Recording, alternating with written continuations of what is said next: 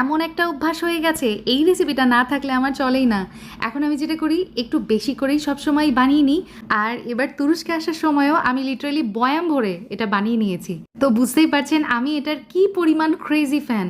এই রেসিপিটা বানিয়ে নিলে কড়াই মোছা ভাত তো খেতেই হবে, তার সাথে আছে বোম্বাই মরিচ, মানে ডোলে ডোলে একটা নলা যখন মুখে যাবে, লিটারেলি আমার মুখে এখন পানি চলে আসছে। তো শর্টকাটে সহজভাবে আজকে এই রেসিপিটা আপনাদের সঙ্গে শেয়ার করব, কারণ হৃদয় ফেরদৌস খান চ্যানেল মানে ইউনিক এবং ইজি রেসিপি।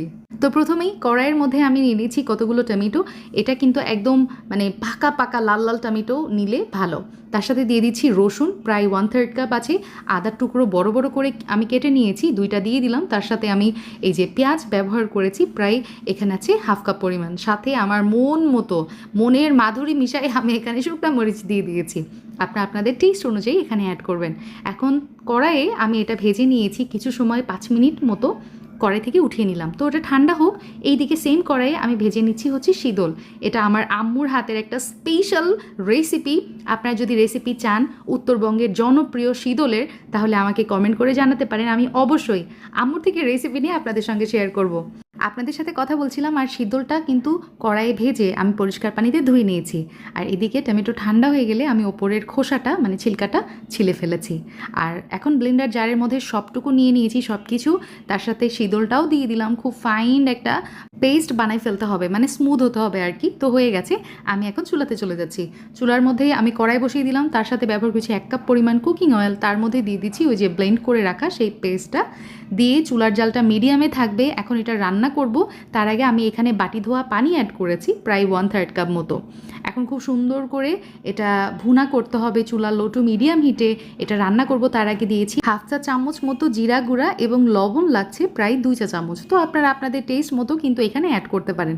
এখন আর কোনো কাজ নাই, এখন শুধু এটা ভুনা করতে হবে, ভিতরের এক্সেস পানিটা যেতে সোক হয়ে যায় সেই দিকে খেয়াল রাখতে হবে। মানে একদম তেলের ওপর আচারটা চলে আসবে এরকম, তাহলে এটা আপনি অনেক দিন সংরক্ষণ করতে পারবেন। নামানোর ঠিক 5 মিনিট আগে আমি ব্যবহার করেছি কতগুলো বোম্বাই মরিচ। বোম্বাই মরিচের যে ঘ্রাণ, সেটা আমার কাছে এতটা ভালো লাগে। তো ভাতের সাথে এটা মানে ডোলে ডোলে খেতে আমার অনেক বেশি ভালো লাগে। তো সেই জন্য আমি ব্যবহার করেছি। তো চুলা থেকে নামিয়ে যখন একটু ঠান্ডা হয়েছে না, তখন আমি বয়ামে এটা পরিষ্কার বয়ামে এটা তুলে ফেলছি। দেখতেই পাচ্ছেন, দেখতেই কতটা লোভনীয় লাগছে। আলহামদুলিল্লাহ, খেতে হয়েছিল অনেক অনেক বেশি মজার।